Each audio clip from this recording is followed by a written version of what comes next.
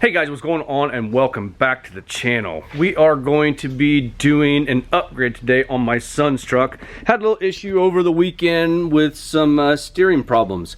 This is a early 3rd gen, so it does have the Y-type steering on it. It's an 03, so we're going to be doing the Moog upgrade because that's what was available here locally. So we're going to take and remove all of this and get it swapped out. Going to get this taken out of the truck, get it set up on the bench, and compare it to what we have purchased.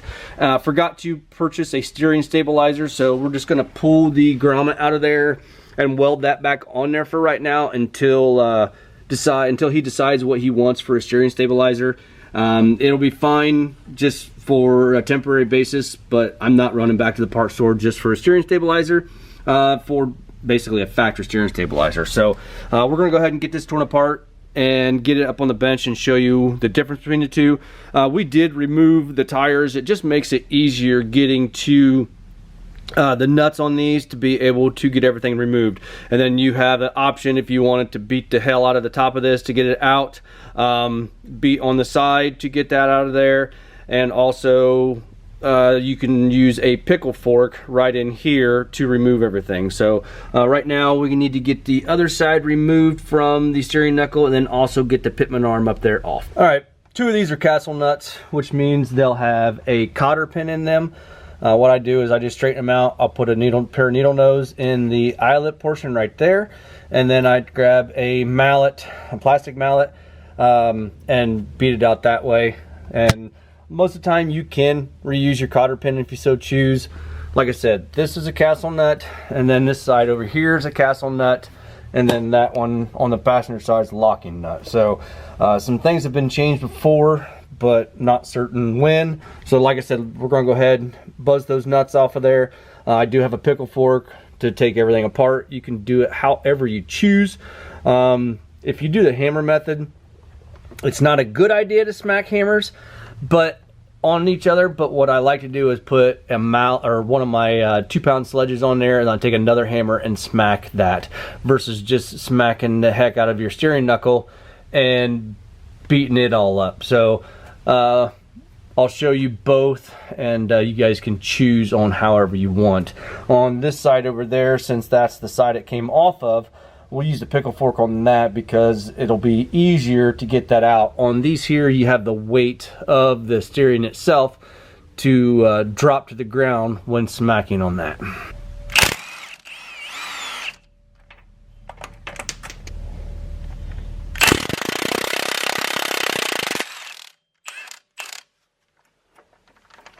So this was talking about right here, the pickle fork. You take that, put that right in there, and you smack the end of it. The 2-hammer method is this.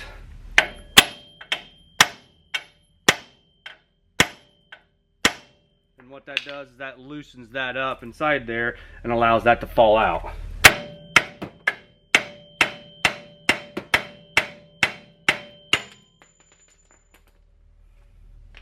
Or you can just beat the hell out of the top of it and get it to come out that way. It's however you want to do it. Like I said, none of this is going to be reused, so it's whatever works best. So go ahead and get the rest of it disassembled and get this Y-type steering up on the bench, and I'll show you the difference between the two.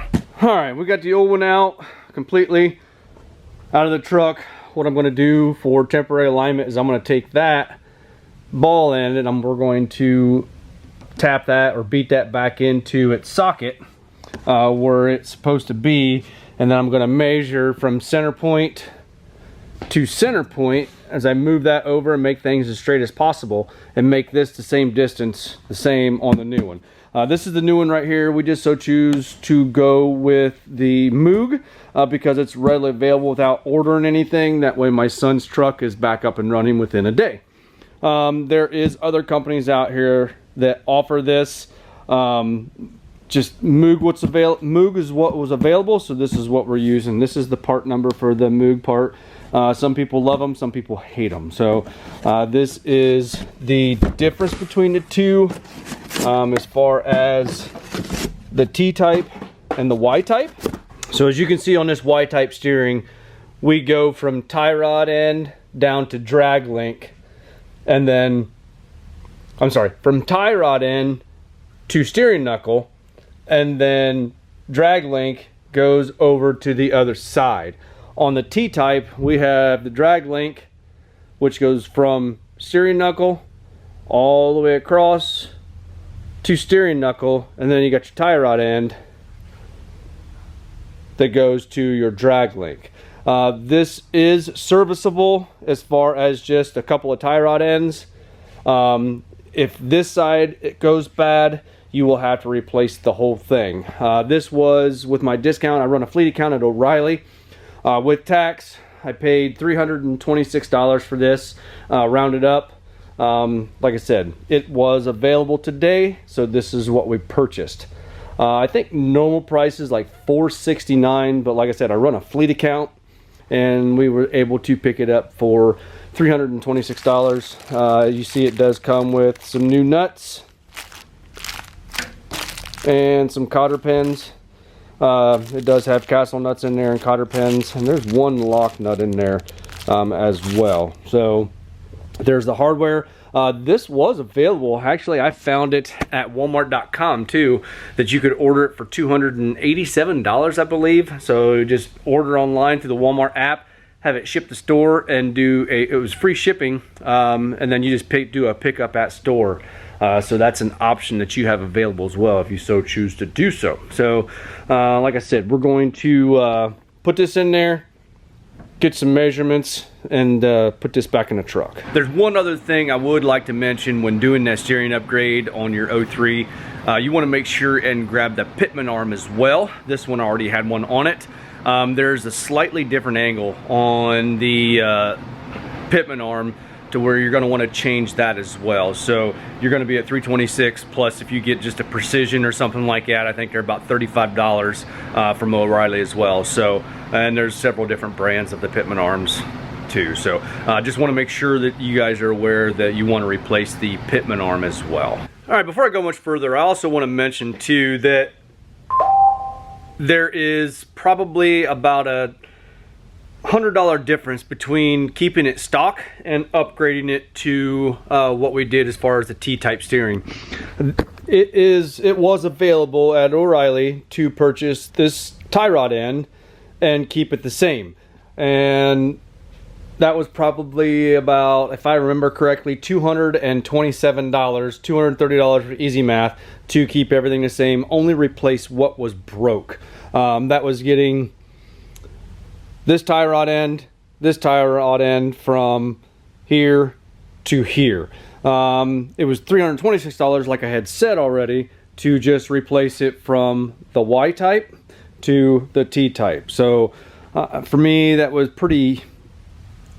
a pretty easy decision to replace just the whole steering. So right now I do have that put back in place, so I want to pull a measurement from there to here and get that measurement transferred to the new steering, and then I'm going to measure for the pitman arm from the center to center here and transfer that measurement here as well.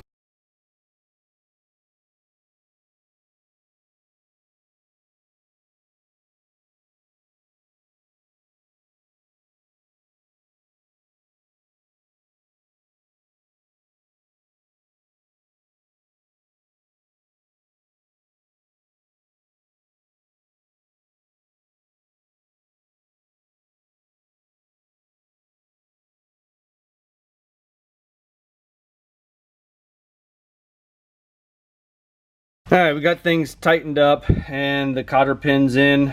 Like I said, there's castle nuts, so you want to make sure and line one of the grooves on the nut up with the hole on the stud. All three locations are castle nuts. We kept the passenger side straight by eye.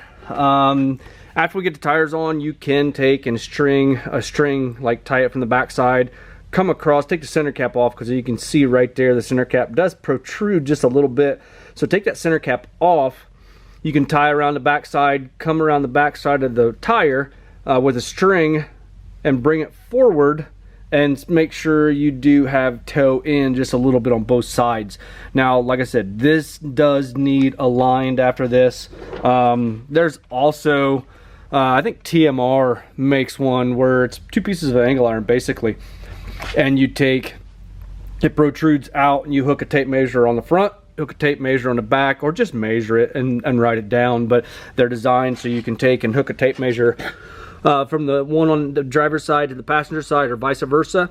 And what it does, it comes and hangs over the angle iron on both sides, and you can measure front to back to make sure you're towed in just a little bit as well. It's however you want to do it.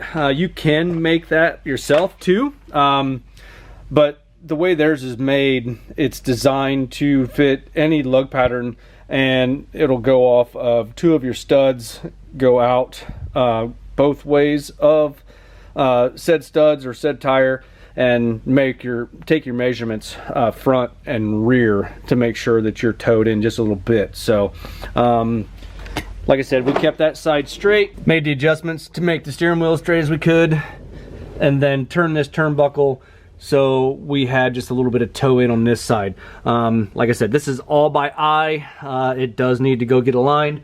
You can see the cotter pin and the castle nut up top, and then this turnbuckle right here straightens your tire, or straightens your wheel up to keep it as straight as possible. Like I said, it needs to be aligned. So right now I pulled the steering stabilizer off.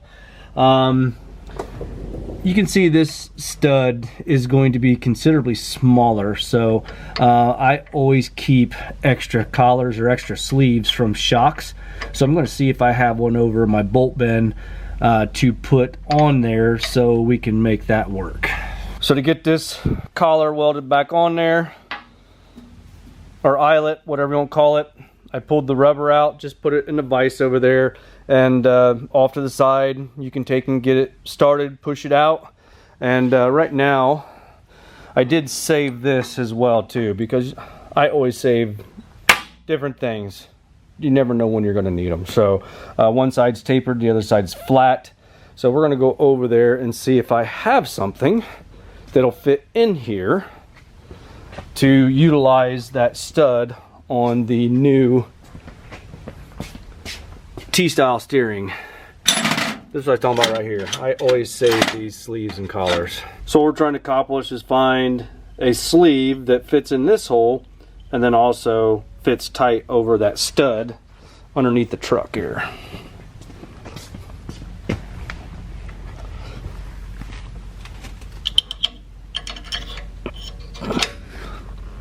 I think that's going to be money right there. So we'll be able to make this work after we get it welded back into place.